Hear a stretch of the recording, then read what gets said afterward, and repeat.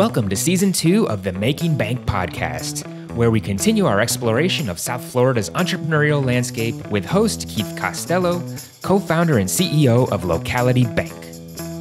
Sit back, relax, and let South Florida visionaries guide you on an entrepreneurial journey from tribulation to triumph, sharing the very stories that have shaped them. James Donnelly, welcome to Locality Bank's Making Bank podcast. Keith, honored to be here. Thank you. Yeah, we're really excited about having a conversation with you. You've got, just a great story. So I'll start where I usually do, which is kind of going back to, your family life, where you grew up, what was your family like, and tell us about that. Yeah, well, it's a great question and a great story. But we came from a very humble place, and I live the most blessed life I can imagine now. So, how did that happen? Which is a story I tell a lot. But I grew up in a town called Bell's Corners outside of Ottawa, Ontario, Canada, to two very loving parents who are still alive. Wow. And no money. It was, we lived in a 900 square foot home, 5 of us, 1 bathroom. I'll never forget, we were the only home on the street with no paved driveway. Like, we had a gravel driveway and no lawn, because those were options back in those days.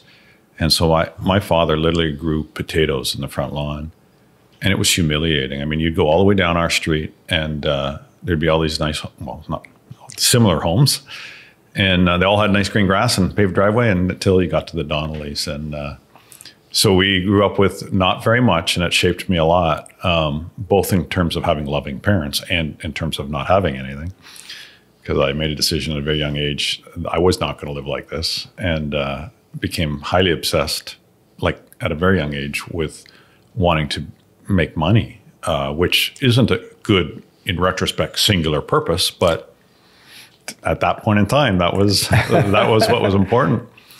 So I'll try and be fairly brief, but there was one guy on our street that always had the nicest car and just seemed to have the most money. I said, "Dad, what does Mr. Miller do?"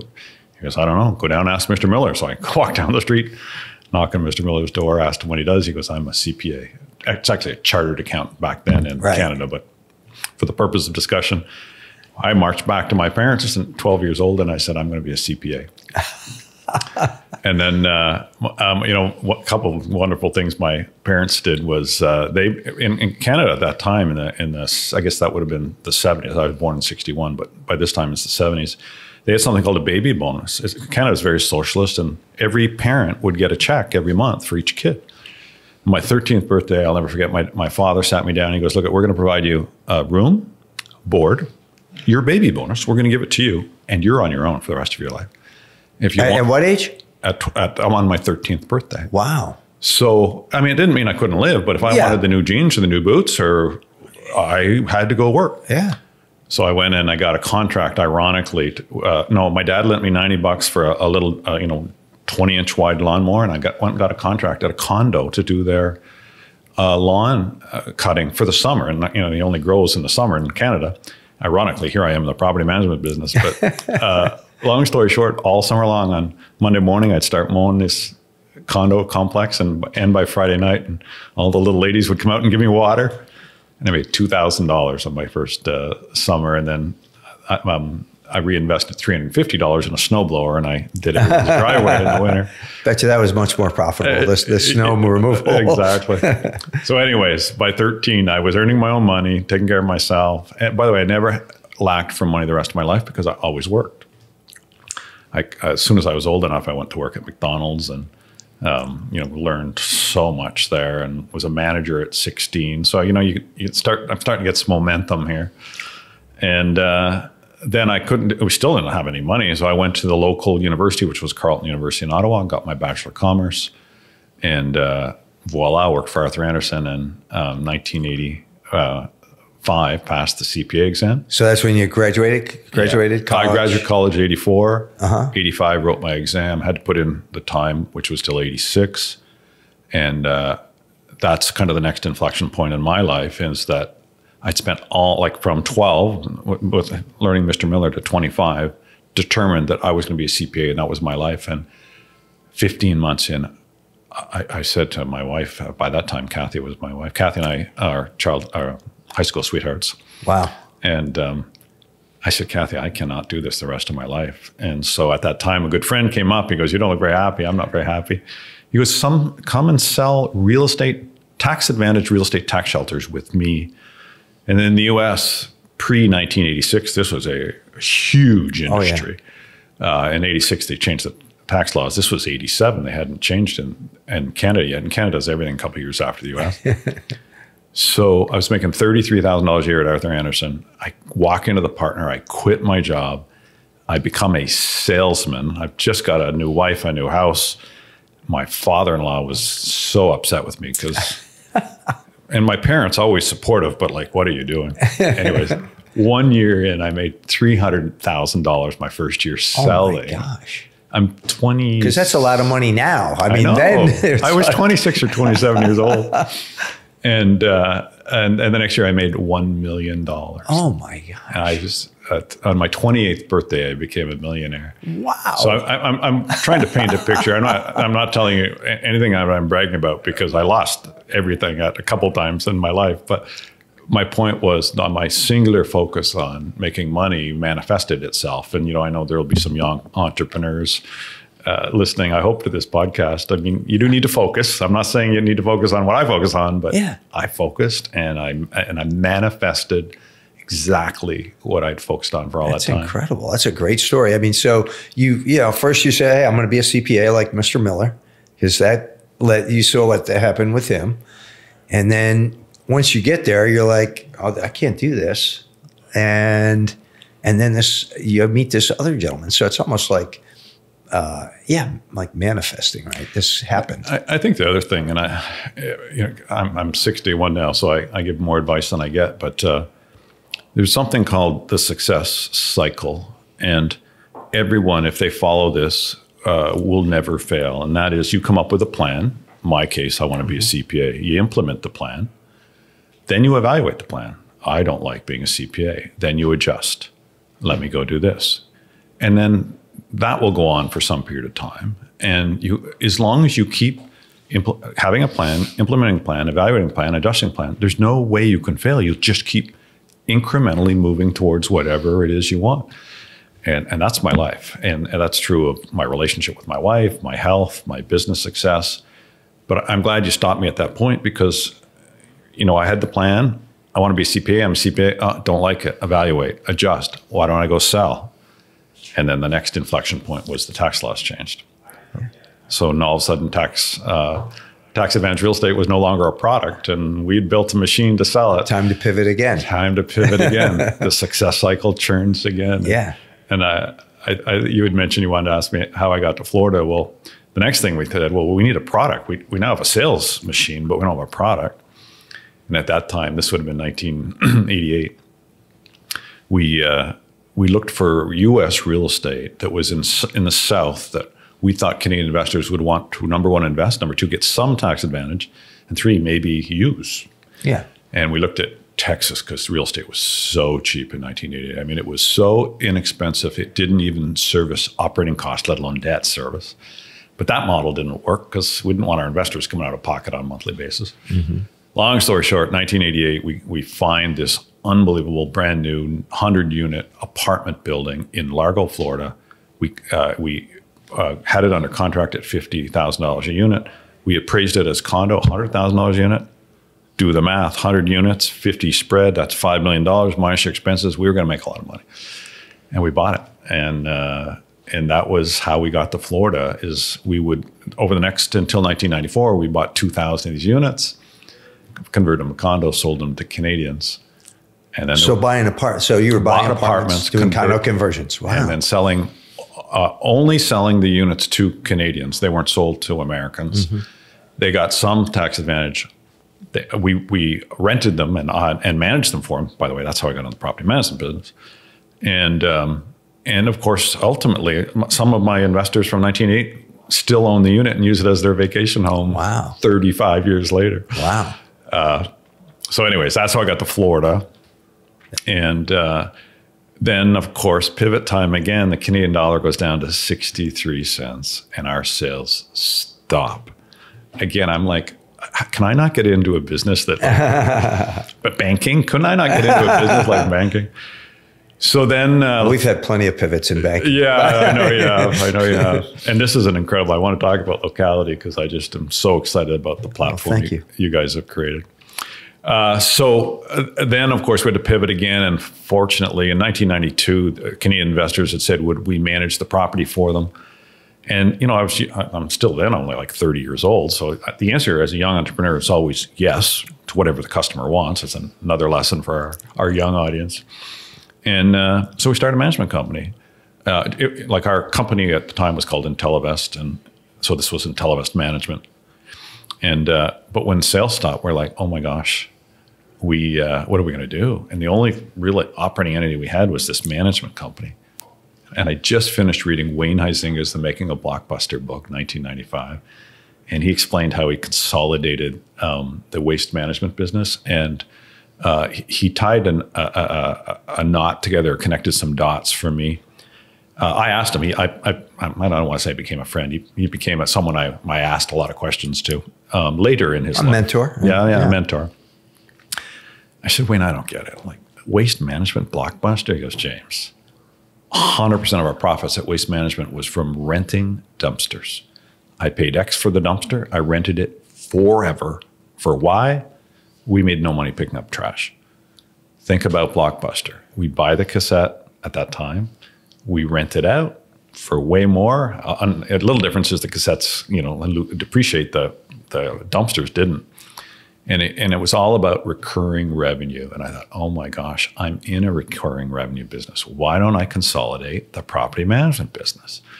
And so I had to go raise money. And I'll tell you the raising money story if you're interested. But long story short, we went and we acquired a bunch of management companies in the 90s. And there was one more inflection point after that before we became the Castle Group. But that's kind of this, did it, evaluated, adjust, next, a new event, and it was constant pivot.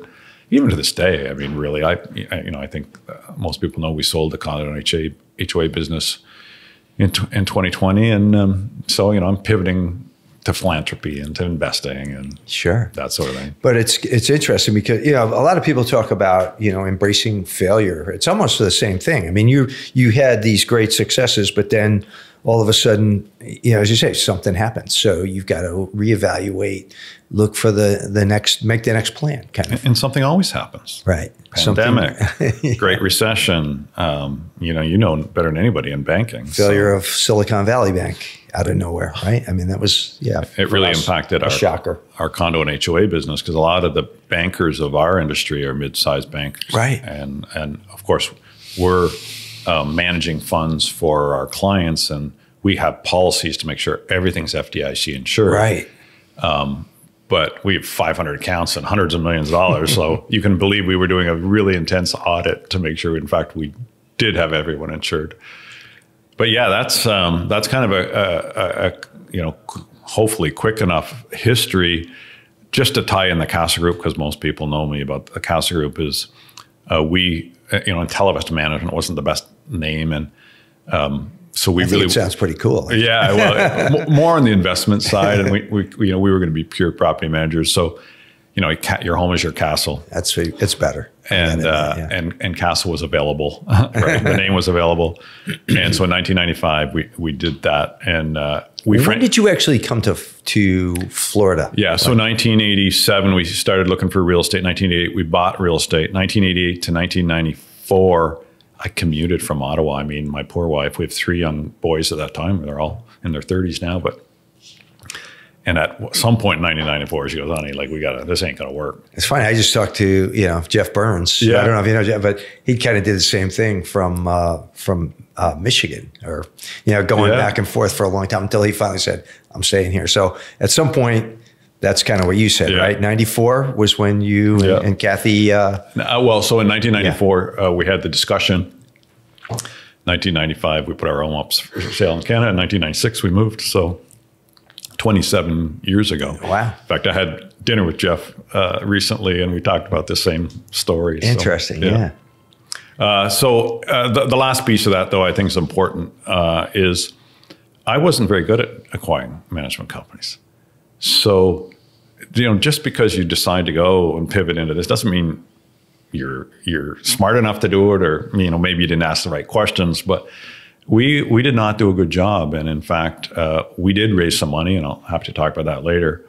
And it was up with a public company, and we disagreed on philosophy, and we weren't integrating the companies well enough. Admittedly, maybe because I didn't have the experience to do it. Mm-hmm. But clearly the public company wanted to keep doing consolidation. I'm like, we need a time out here and figure out how to run these companies. And in the end, I sold the West Coast of Florida to my biggest competitor, took out the public company, and in 1999 owned 100% of the Castle Group. And that was really in my mind, because everything before that was kind of an education. And I now had a clear path, and I had 100% control. And I had my childhood friend, Craig Vaughn, who's still our CFO, and my younger brother, Rob, who's been our CEO since that time. And we just went off and no more acquisitions, one account at a time, and we ended up becoming the largest private management company and residential management company in Florida. Now, did you, bring in, I mean, obviously you were still selling, right? You're going out and you're having to bring in all these different accounts. Were you doing that, or you did a lot of that? Honestly, to this day. On January 1, we promoted Jordan Goldman to the CEO of the Castle Group. I became chairman, and it's been really fun for me. Jordan's brilliant, and he's worked with me 10 years. He's 44, I think. And so every day I get to coach Jordan, and he picks my brain every day. That's where we're at now. But I can't remember which way we were going. Selling. So now he'll still say, "Hey, James, we go out and do this pitch." In fact, I have more time to do it now than I used to. So I still, but mostly me, but myself or Rob or Craig pitched every one of those accounts. Wow. We didn't even have a sales team till maybe 2010. Interesting. When you're an entrepreneur, you do everything. By the way, background, I know I didn't like being a CPA, served me for the rest of to this day. Right. I am so, anyone that want to ask me, what should I do as a background to my business? I said, there's lots of things, but you can't go wrong getting your CPA. It's also an insurance policy. You can get a job anywhere, anytime. Exactly. And in what business do you not need to know the numbers, right? That's, rule number one in any business. So, but it's interesting. Another message there, for any entrepreneurs out there, the importance of being able to sell and those sales skills. And whether you're selling a customer or you're selling a new employee, you're recruiting, or it's investors, it's constantly being able to, we call it selling, but it's really convincing people or being persuasive, right? It's interesting. And I'm glad you stopped at that point, Keith, in that I'm an introvert. No one believes it because I'm a leader, and I've just, whatever I wanted in life, I just forced myself to learn it and become it. But whether you're introvert or extrovert by where you get energy. If you get energy going into a room with lots of people, you're an extrovert.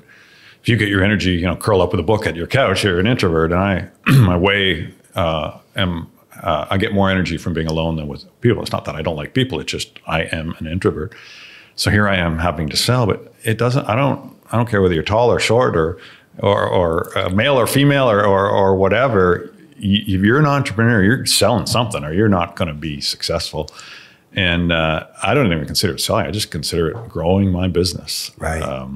But I'm glad you paused, because fundamental, right? Fundamental. Here we're trying to grow Locality Bank. You had to sell investors. Now we got to get people to put their money here and take out loans. And that's selling. Yeah, absolutely. So with you, and you mentioned, you had to go out and raise money with investors. Tell us about what that was like, getting people to invest with when you're raising money. A lot of people have to go through that process. Yeah, it's not easy. It's funny.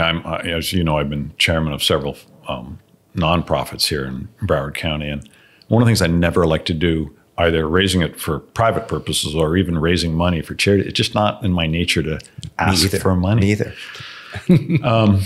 But you do it because you have to do it. It's one of the things I loved looking back is in my 20s and I guess even my 30s, there was no choice. If I wanted to live the life that I'm now living, like it wasn't, do I want to, I don't, you just did it. But as it related to money, I think what really helped is, number one, we came very prepared. To our package that we put together, like, was investment grade, even though we weren't investment grade. I'm a CPA. I presented well, and I also think the two other things that I think made us successful is we put everything we had in the deal. So the lender, in this case, it was a partner, a public company partner, which was it was a hybrid equity debt deal. They knew we were going to succeed, or James Donnelly was going to have anything. So don't go in without skin in the game. Be prepared. Don't be afraid to ask for more than you need.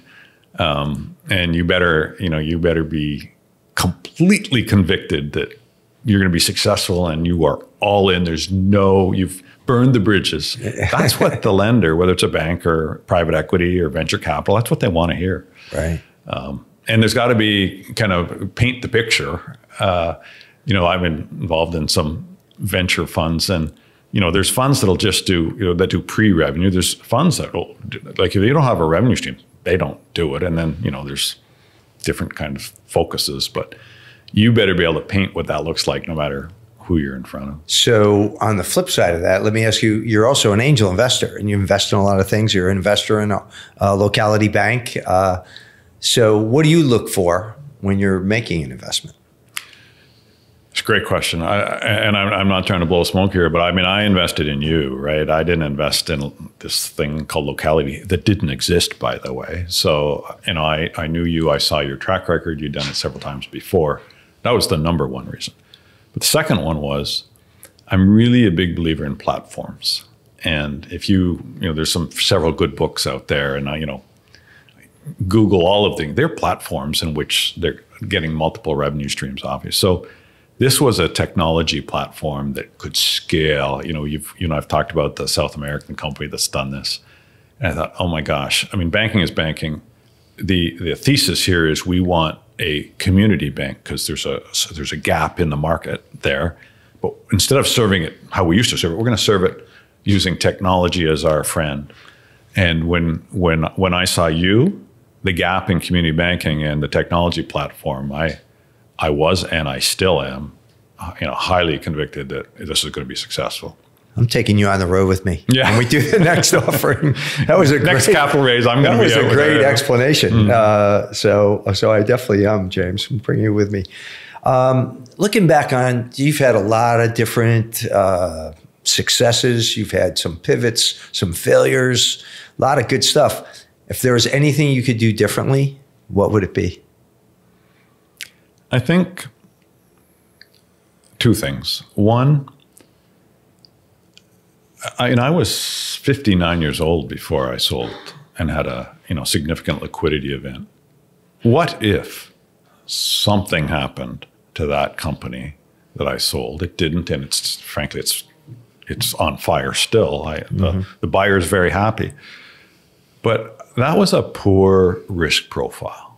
So, and I'm not saying don't do this, but I want you to be conscious. If you're building a company and you build it your whole life, and most entrepreneurs, 90% of their assets are in that company. It's not like, most of us don't take a lot of money out along the way. Maybe you buy the house and the car and the trips and the kids' school, but other than that, it's going back in the company. So if I did it all over again, I probably would have taken some chips off the table earlier.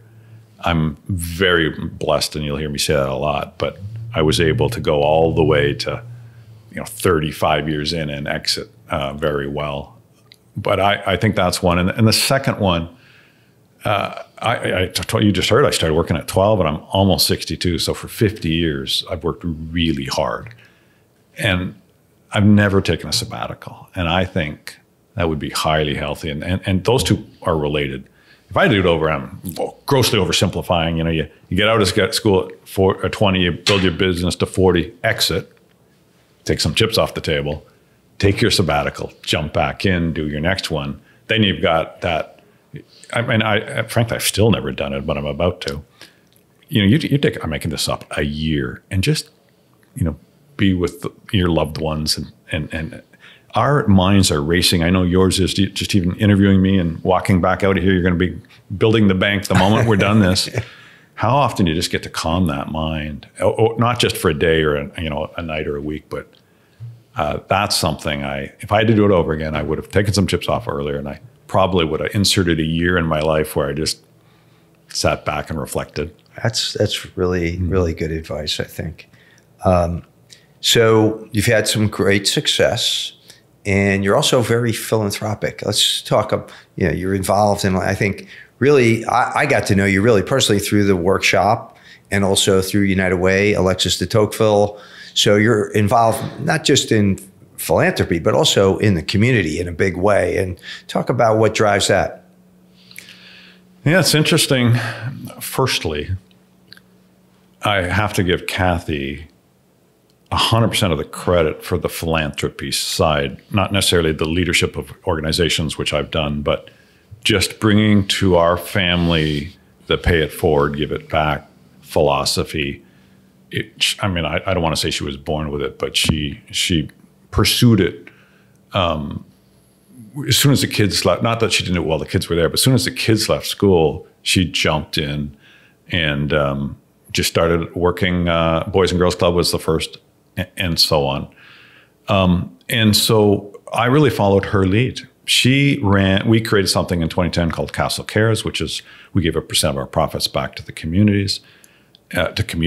And Kathy ran that. She was the director of community services for Castle for 12 years until we sold the company. And so it was really a couple of different things. Number one, we were able to give back. Number two, because with our money, we could direct it where we wanted. And then my role was really more, I joined the Broward Workshop, and it seems any organization I become a part of, I become the chair of. It's just my nature. I'm a leader. And then, of course, you get that network. And then I got involved in the Community Foundation, and I was on that board for 7 years, became the chairman. We're Tocqueville members of United Way and legacy members of Boys and Girls Club, Hall of Fame of junior achievement. So, basically that's how we got there. But I do want another inflection point. I was involved with YPO, Young Presidents Organization, for years. Since 1997. By the way, I'm still in the older YPO Gold, they call it, which is really YPO Old. But and I was the leader for Southeastern U.S. There were 7 leaders in the world, and I was one of them. And we were in Tokyo in the Peninsula Hotel. I'll never forget. We're sitting there, and we just flown here and we're flowing there. And Kathy she's always with me. Wherever we go together. And I said, Kath, I'm getting a little tired of flying all over the world, giving all my time to help millionaires. I want to have impact. This was my words, not hers. Yeah. How can we have impact? Because we're not billionaires. We're not going to have a Bill Gates type impact. But if we narrow our focus, we can have impact. And on that day, I believe it was 2011, we decided it was going to be Broward County, which is where we raised our kids, our business success. And from 2011 to this day, we've focused a high percentage of our giving time, treasure, and talent to Broward, and we've had an impact.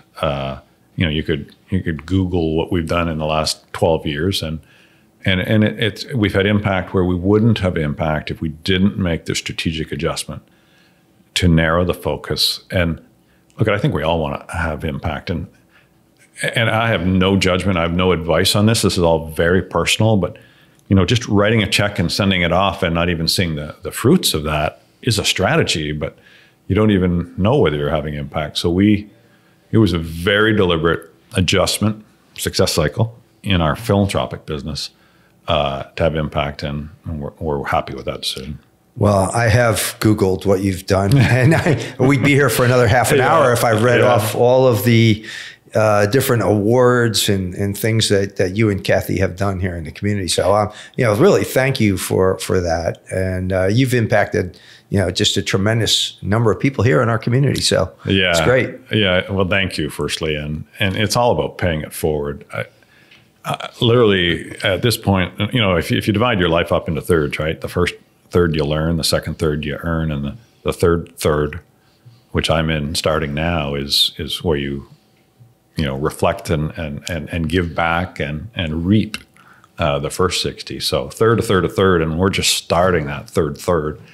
So it's an exciting time, and I mean, we're healthy, we're happy. I'm still madly in love with my childhood sweetheart 46 years later. my kids are happy. The business is running well. We literally get up every morning and pinch ourselves. So, it's not hard to give back. We love it. We enjoy it. Our debate at dinner is, well, should we do this? Should we do that? But I enjoy that too. So I've kind of heard that described without the thirds, but halves. Like, the first part of your career is like you're the warrior, and the second part you're the sage. Yeah. Right. And it's like, because we're all kind of like running hard at this in your 30s and 40s. Yeah. And then you start saying, let me teach the young guys a couple things and impart some of this hard luck wisdom I've earned. Well, it's a little humbling to think that I'm at that stage. Like in my mind, I'm still 12 years old. Like I am very young-minded, and I can't believe, the body is 61 years old, and I have all the experience that I have that I can share, but like, I just don't see myself as a sage. Well, I'm thinking your sage marks are going up higher and higher here as we go through this interview. So anything else that you would add for advice to entrepreneurs, whether young or old, out there listening to this? I think a couple things. I've had several failures in my life, and what didn't happen though, I would say from 13 years old to 28, for a 15-year run, everything I touched turned to gold. I was the best hamburger flipper at McDonald's, and I actually was a crane operator at 19 in Alberta. Even though I come from a very humble background, I was losing my humility because front page of the Ottawa Citizen. Making $1 million at 28. Making $1 million. I bought a 10,000 square foot home and a Porsche 928 when I was 28 years old. I mean, there was no humility. And we had so much cash and we were making so much money, we didn't know what to do with it. And again, I didn't have any experience. So I bought all the land between Ottawa and the next town, 600 acres. I was only 30 years ahead of my time, lost it all. And we built a couple plazas when rents pro forma at 25, and the recession hit and it was 12. I mean, right. I got humility around 30 years old, and I've never lost it. But you asked me about my advice to entrepreneurs: be humble. Number one. Number two, in all investing, we're looking for asymmetric risk. You know this in running a bank. But what I don't think young entrepreneurs appreciate is most young entrepreneurs have nothing to lose. They literally, all they got is labor. That's the definition of asymmetric risk. You want to take risk? Take it now, right? 20 to 30, bet the farm. There's no farm to bet. You're playing with other people's money. Right. So the concept is asymmetric risk, which transcends age or business. But for an entrepreneur, you have a window of time where it's all asymmetric risk. And I don't know that I knew that, appreciated that enough. And as I reflect, so that would be my second. My third is you have to have the energy to do it. It takes a lot of energy. And one of the challenges you have is you work 24 hours a day. You get married, you have kids, you got a mortgage, you got a car, and all of a sudden there's no time for your health. And so health drives energy. And so I've always been very good, I know you have too, Keith, at maintaining my health, but I see a lot of young entrepreneurs not. Mm-hmm. And then of course they've got health issues or they don't have the energy. So I would say, number one, humility. Number two, asymmetric risk. And number three is managing your own health, which drives energy, which drives your ability to succeed. I've always rationalized that with my investors by saying I'm a corporate asset. right? If I'm not, if I'm not taking care of myself. Do we have key man insurance on you? I've already talked about a couple others, but we talked about success cycle. I'm not going to repeat that. But the one other one, we all think we know everything. We're young. We've had some success. We've gone to school. We got our degree. We've done whatever we've done. And we try and go do it ourselves. And the truth is, one of the keys to success is finding out who's already done it and copy them, model it. And by the way, if someone came and asked me, I'd be happy to tell them. So don't waste all the time trying to figure out how to do it. I'm in a funny situation at the Casa Group right now. I promoted Jordan, and we have an incredible executive team, and we just had our mid-year retreat. And they were asking me, well, James, you've watched us now for 6 months. How do you think we're doing? I said, well, you're doing great.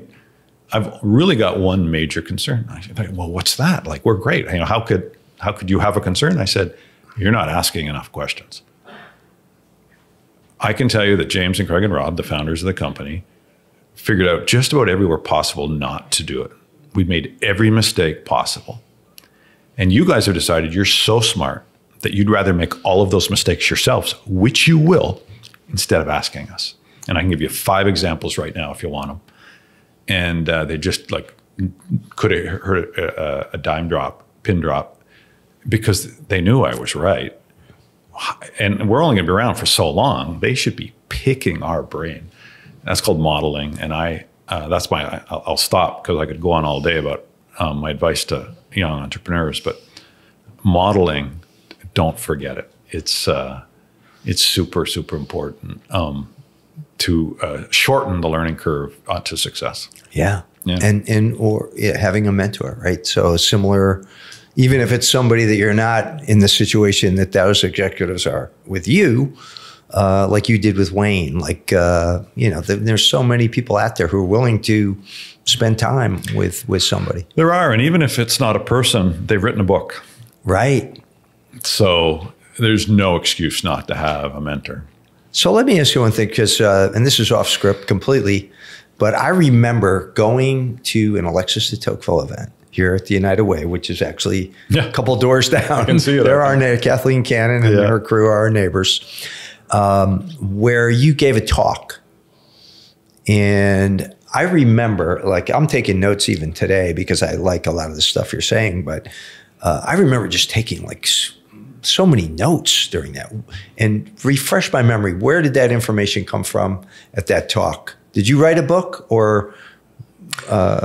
Yeah, I was. Are you writing a book, or? Yeah, well, that's an interesting question. So at the time, which was several years ago that you're talking about, I would say 10 years ago, I said, I gotta codify my experiences into a system that someone else could use to be successful themselves. Why?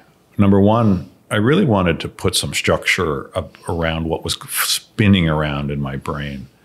2, I wanted to give it to my boys. And 3, if I could say, look, this is what I've learned, and you'll hear me say this, I probably already said what I was saying, but how did James Donnelly get from that humble beginning, and Kathy Donnelly? By the way, she came from the same neighborhood, the same background as I did. Yeah. And she, I give her 100% of credit. I mean, I may not be sitting here in front of you if it wasn't Kathy's supporting me for this whole journey. So I said, well, I think that too many people live their life like a leaf on a stream, like 90-some% of people. And you know what I mean? You've seen a stream and a leaf, it just follows the current. That's what we do because we don't have a plan. So I started a book called Life Shaping: Living Your Life Consciously. And by the way, I didn't finish the book because it was causing me so much stress to allocate time instead of allocating it elsewhere. I had read another book that had said, you should really slot things to do in your life based on your ability to do them. So example, if you want to play sports, you would tend young, then old. If you want to travel, maybe middle of your life. You don't need to write a book at 50. You can write a book at 80. So I took the complete stress off. I can write that book anytime, but I did. The book's half written, and I've got the framework, which is the one I talk about every day. But it was called Life Shaping, the presentation I did to you. And briefly, we've talked a bit about it today, but the number one is energy, right? If you don't have the energy, it just makes no sense at all. Two is you have to think, and we haven't talked about this yet. But nobody thinks. I don't have my phone on me. I can't. Actually, I do, but it doesn't matter where you go, an airport, a restaurant. This is how we live. Yeah. There's no point in time in 99% of people's lives where that mind gets calm and think. I mean, think about Plato and Aristotle, all these great thinkers. That's all they did was think. Benjamin Franklin, who's one of my heroes, they had so much time to think and write. And so number one is energy. Number two, you've got to slot time to think. Number three is the success cycle we talked about. Number four is modeling. Number five is people. What we forget is James Donnelly we have 2,500 teammates. Like, I'm almost insignificant at this point to the machine that's delivering great royal service out there to the properties. So if you haven't figured out how to manage relationships with people, you're not gonna succeed. And the thesis of the book, though, starts with the first chapter is called "It's Not Your Fault." And think about this: we'll argue whether who we are, Keith, is nature or nurture. And I'm just going to throw this out: it's 50-50. 50 is genetic, 50 you've learned. But think about when you were born. Did you choose the country you were born in? No. Did you choose your parents? No. Did you choose the city? No. Did you choose your school? Did you choose your teacher? No. Did you even choose your first sport? Probably not. It was the sport your parents played. Well, it's proven scientifically that our minds are pretty much hardwired by 16 years old, highly malleable as a child, right? You try and walk and your brain doesn't know how to walk until you do. You touch a stove and you don't know it's hot until you do. And then a synapse gets put in there. And by the time you're 16, you are hardwired.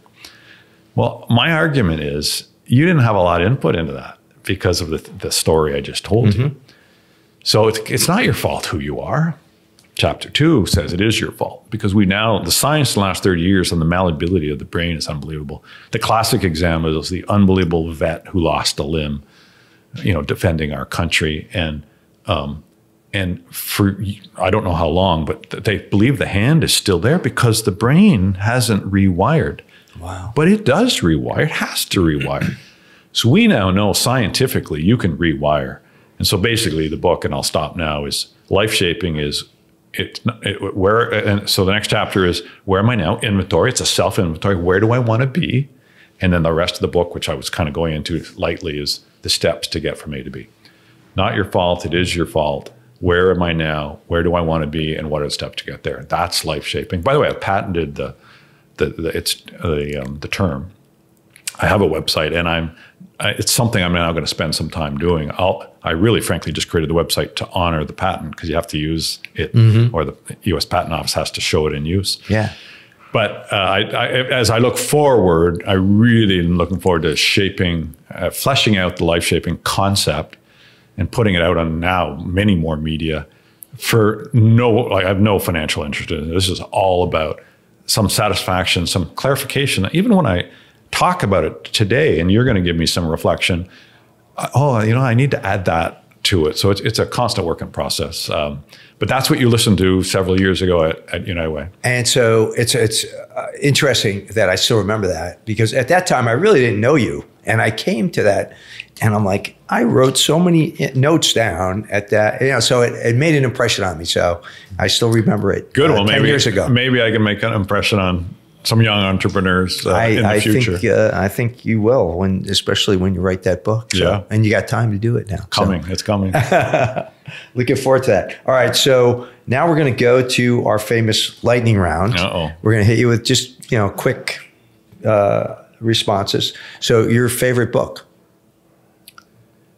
I think the book that set me off was Think and Grow Rich by Napoleon Hill. That's a great one. And I know this is bullet round, but just the one thing I didn't say, if you want a set of books to scale a business, the seminal book is The E-Myth by Michael Gerber. It really tells you how to go from entrepreneur to a foundation to scale. And by the way, that's a 30-year-old book. And then the whole Jim Allen series, Good to Great, Built to Last, Great by Choice, We literally built our company, the Castle Group, around those books. To this day, the flywheel, the hedgehog concept. Yeah. All, if you just BHAG. BHAGs, yeah. If you just read that series of books, you have a good shot at building a great business. And those are all classics. Those have been around for a while. It's timeless stuff. He studied the 50 greatest companies in the world. And by the way, he wasn't right. It was his interpretation. And some of those 50 greatest companies have since failed. Right. But it's the structure. It's it's putting some context around everything. Instead of just going by the seat of your pants. Those are 3 great ones. We have a library, by the way, where we keep the books that are all recommended by the podcast guests. So anybody can come. Wait, the happiest. We'll add those. The Happiness Advantage. Have you ever read that? No. Oh my God. You got to read The Happiness Advantage. Okay. And that's more just life. But you want to know how to be happy, read that book. Okay. I think we all want to know how to be happy. Yep. Favorite song? Well, I'm not a music person. It's so funny. Kathy shuts the music off as soon as I come home because she plays it loud all the time. But we still have my gift to my wife, then girlfriend at 16, was Hotel California by the Eagles. And we still have like the LP in our house. And every time we listen to that song, we go back 46 years. That's great. Yep. The best advice you ever got? Marry Kathy. I hope she watches this podcast. She better. No, I think the best advice I ever got, Keith, and I happen to be naturally wired with an insatiable curiosity, but the best advice I ever got was to ask. Like, just ask. And sometimes it's hard, but I was told at a very young age, whatever you want, ask for. How about a favorite quote?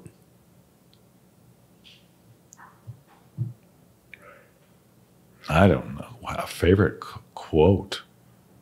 I know that wasn't on the cheat sheet. No. You know what? Let's keep going. I'll come up with one. Okay, we'll keep going. Yeah. AI, are you scared or optimistic? Both. Okay. It's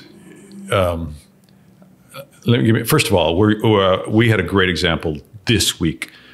So we bid on jobs through RFPs, and so we have business developers all over the state and Texas now, and they have to respond to an RFP, and 90% of it is boilerplate, right? And so our team, and I wasn't there, so I'm giving my team credit. They were at their business development quarterly meeting, and they're saying, there's got to be a better way where we can just kind of have this repository of feed it into the RFP. So they pulled out ChatGPT and they started playing with it, and they are 100% going to use AI for that. Mm-hmm. Another example is in accounting and anything where workflow is important. Robotic process automation is changing the way we think. So we're using it in our accounting department, where all the human used to do was, if A equals B, then put it into C. Well, that's automation. So that's all really, really good. Let me give you a couple scary ones. So, my father, who's my son's grandfather, obviously got a call from his grandson the other day. Grandpa, I'm in trouble. I'm in jail. I need, bail money. And somehow they'd gotten my son's voice and figured out that my father was his grandfather, and it was completely machine generated. Luckily, my dad had been, he's 85 years old. They do a lot of targeting of 85-year-old people. Right. So he was highly sensitive, and he kept the guy on the phone long enough that it failed. But there will be a moment, not too distant future. They're going to have our voice, of course. They already have that now. When I say they, whoever the bad apple is. Right. But they also have our image. So the next time that we're on Zoom together, not too distant future, you and I are going to have a code word, or you're not going to know it's me. And that's scary, right? Yeah. Literally, like you get the multi-factor authentication. Yeah. You can't go on a locality without getting your text. Well, our interactions in the not too distant future is going to be, okay, we're going to Zoom at 1 o'clock today. As soon as we get on the Zoom, we will have a code word to make sure it's in fact us. Wow. That's really, and the other piece that's highly scary is obviously the bad players. You see what's going on in the rest of the world right now. But we got to remain optimistic. The human race at every point in time has figured it out. We all think today it's the worst ever, right? You know, the Trump and all the crap going on. Have you watched the movie Hamilton? They shot each other. You know, we think, oh my God, we're bringing our kids into this crazy world. And it is. Can you imagine being born in World War II? Or even Vietnam. Vietnam. You know, think of all these things we've been through. So yeah, I know you're a vet. So thank you. That's so true. Yeah. That's so true. So anyways, I know these are supposed to be bullet answers. I can't answer shortly. That's a tough one to be short on with AI. How about, what are you most grateful for? Well, I'm grateful. I mean, I really married way over my head, and Kathy's been so supportive. I mean, that's got to be number one. You know, health. My kid, I have 3 incredible sons, not in the business. But also, like, let's not forget, it irks me to see the narrative going on in our country. We live in the greatest country in the world, which I'm incredibly grateful for. And it hurts me to see both the left and the right. I'm a very centrist guy. By the way, I think America is in the center. Yes. I think the problem with our 2-party system is you got to go way right. Look what DeSantis is doing to go right, and you got to go way left. And then we got a choice of where we all want someone in the middle. Yeah. And we just can't get them because it's not the way our system goes back to the old normal distribution, right? We got 2 tails that are running. I want that someone in the middle of that bell curve, but hopefully, I obviously I have the very personal things I'm grateful for, but everything I have, I achieved in the United States of America. That's great. That's wonderful. Favorite movie? The Sting, Robert Redford, Paul Newman, 1973. Another classic. I'm aging myself, right? Oh, that's perfect. I'm vintage with that too. So, how about hobbies? Like, what do you like to do when you're not working? Well, all my life I'm Canadian. I played hockey up until I was 56. And the reason I played so long was my boys played hockey, and I wanted to play with my boys. So for 10 years, we played on the same team, and I had 2 sons playing hockey, and my brother had 2 sons playing hockey, Rob. So 6 Donnellys on the ice at the same time. And of course, my parents would never miss a game. They live down here in the winter now. But when COVID hit, I couldn't get to my house in Canada. So I bought a plane and a pilot, and I hired a pilot, and I flew back and forth. And about very shortly after I started, I thought I could fly this plane. And so on my 60th birthday, I got my pilot's license. Wow. And I fly everywhere. That's so cool. I was at a wedding, my partner Craig's daughter's wedding in Dallas on the weekend. I flew out to Dallas. Nice. By myself. Kathy's up taking care of her mom. But so yeah, right now, my number one hobby is flying. You know, I do a lot of fitness, and I do a lot of reading. I do a lot of community work, but hobby, I think, is flying now. Cool. That's great. How about if you were to have dinner with one person, living or dead, who would that be? Benjamin Franklin. I knew you were going to say Benjamin. This guy. I mean, if anyone does listen to this, we've talked about a lot of books, but we're the number 1 podcast in America. I don't know if you knew that. So there's plenty of listeners out there. Perfect. The autobiography of Benjamin Franklin is a seminal book. And I actually have a portrait of him in my office. Wow. I followed, and by the way, he wasn't perfect. None of them's perfect. Right. I know I started going to Tony Robbins in 1989 when we did it in his house. Like he was nobody back then. Wow. To this day, he just wrote a book called Life Force. You know, you talk about health, read Life Force. Okay. Yeah. By the way, the second book on health is Outlive. Life Force is by Tony Robbins, but really he's just aggregating data. Outlive is the best health book. It just came out in March. It's written by an author by the name of Peter Attia, Dr. Peter Attia, Attia. Unbelievable book. And then the last one, which is really simple on health, is The Glucose Goddess. I can't remember her name. It just came out. And you want to manage your energy levels, read Glucose Goddess. But if you read those 3 books, it'll change your health life. Wow, that's great. Well, Peter Attia, I listen to his podcast all the time. It's unbelievable. Huberman is I love Huberman. Another great one. So, and, oh my God, who's Tim Ferriss? Oh, and Ferris, yes, I like, and he has, and all those guys are on each other's podcasts too. So it's, I'm still waiting for an invite. I know, from like one of them. Maybe after this one. I emailed them, I texted them. So, how do people get in touch with you? You know, J Donnelly at castlegroup.com. I'm on LinkedIn.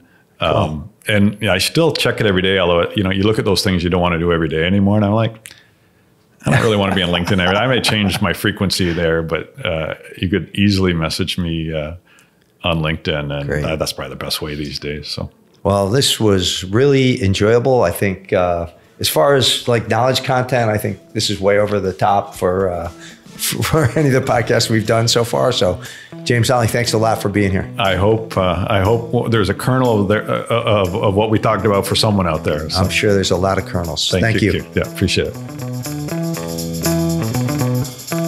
Thanks for tuning in to Locality's Making Bank podcast. Be sure to subscribe on your favorite podcast platform to catch the latest episodes, and visit localitybank.com today to learn more about all the benefits of banking local.